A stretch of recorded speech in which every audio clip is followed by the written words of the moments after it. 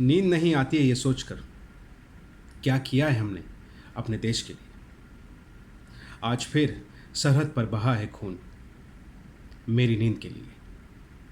Hello friends, मेरा आज का ये वीडियो वेब सीरीज़ के उस सीन को लेकर है जिस सीन को कुछ यूट्यूबर्स ने और कुछ वीडियो क्रिएटर्स ने इस तरीके से उछाला कि वो एक सीन आर्मी सोल्जर्स के लाइफ से रिलेटेड एक कंट्रोवर्शियल सेक्स सीन के नाम से फेमस हो गया। इतना ही नहीं, उस वेब सीरीज़ के प्रोड्यूसर और डायरेक्टर एकता कपूर को कुछ लोगों ने टारगेट करना शुरू कर दिया।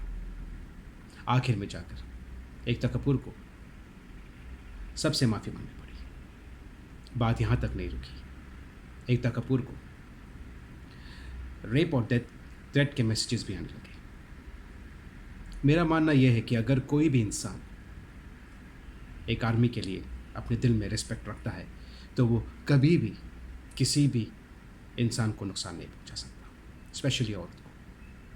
तो फिर ये रेप और डेथ के थ्रेट मैसेजेस की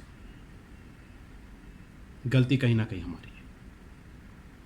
हमने बहुत सारी ऐसी मूवीज़ को एक्सेप्ट किया है जिससे हमारा कल्चर और हमारे बच्चों का फ्यूचर हमें साफ नज़र नहीं आ रहा है। बॉलीवुड मूवीज़ में हमेशा से रियल लाइफ हीरोज़ को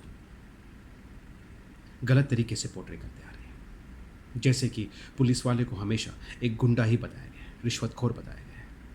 डॉक्टर्स के बारे में ये बताया गया है कि वो ह्यूमन ऑर्गन्स की ट्रेडिंग करते हैं।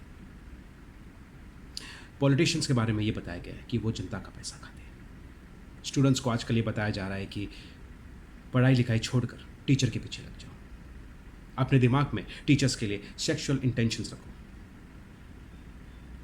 सीरियल्स ले लो जैसे कि क्राइम पेट्रोल, उसमें बताया गया है कि क्राइम कैसे होता है और फिर कैसे पुलिस उन अपराधियों को पकड़ती है। तो बेसिकली हमें ये बताया जा रहा है कि क्राइम कैसे करते हैं और कौन सी गलती नहीं करनी चाहिए ताकि पुलिस हमें ना पकड़े। वाह, क्या यही हम अपने बच्चों को या अपने आने वाले जनरेशन को दिखाना चाहते हैं? क्योंकि आप सभी जानते हैं कि बच्चे, बूढ़े और सभी इंसान मूवीज़ देखकर इन्फ्लुएंस होते हैं।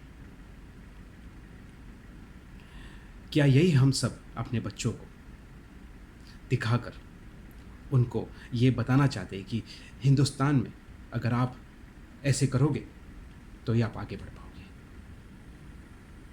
मैं खुश हूँ इस बात से कि कई लोगों ने उस वेब सीरीज़ के एक सीन को लेकर सोल्जर्स के रिस्पेक्ट के लिए आवाज़ उठाई, लेकिन मैं कहीं ना कहीं नाराज़ हूँ क्योंकि जिस किसी ने भी उस वेब सीरीज़ के सीन को लेकर आवाज़ उठाई या कभी उन्होंने सोल्जर्स के घर पे जाकर देखा है कि वहाँ का माहौल क्या है।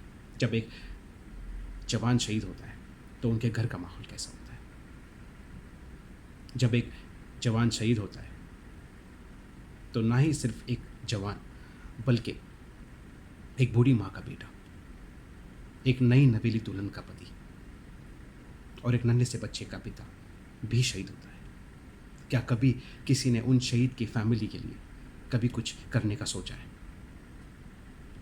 यूट्यूब पर वीडियोस बनाना और आर्मी के लिए 2 शब्द बोलना ये बहुत ही आसान होता है, लेकिन कभी किसी ने भी आर्मी के फैमिली के प्रॉब्लम्स को सॉल्व करने के लिए कुछ सोचा है?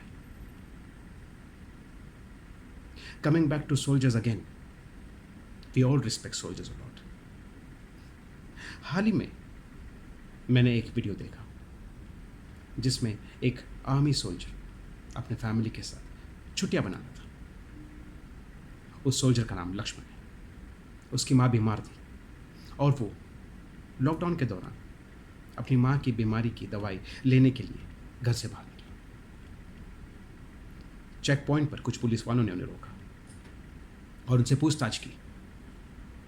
फिर पता नहीं क्या हुआ, वहाँ के एसआई ने उस जवान को बुरी तरह से पीटा।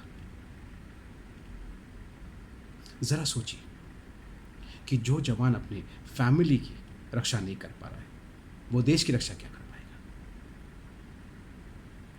लेकिन किसी ने भी लक्ष्मण के जस्टिस के लिए आवाज़ नहीं उठाई। किसी ने भी लक्ष्मण के हादसे को लेकर ना ही कोई वीडियो बनाया ना ही कोई पोस्ट किया, क्योंकि ऐसा करने से शायद उन्हें वो पॉपुलैरिटी नहीं मिलेगी, शायद वो बंदे फेमस नहीं होंगे।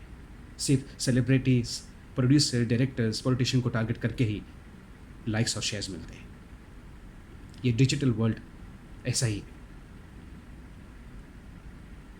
मैं अपने पीएम से रिक्वेस्ट करना चाहूँगा कि प्लीज़ वहाँ के एसआई के ऊपर जल्द से जल्द कार्रवाई हो, उनसे एक्सप्लेनेशन मांगा जाए, क्योंकि किसी भी सीनियर ऑफिसर्स ने उस एसआई से कोई एक्सप्लेनेशन नहीं मांगा।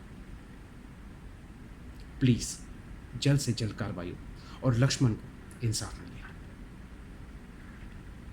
जाने से पहले मैं सिर्फ इतना ही कहना चाहूँगा, कभी ठंड में ठिठुर कर देख लेना, कभी तपती धूप में जल कर देख लेना कैसे होती है मुल्क की हिफाजत,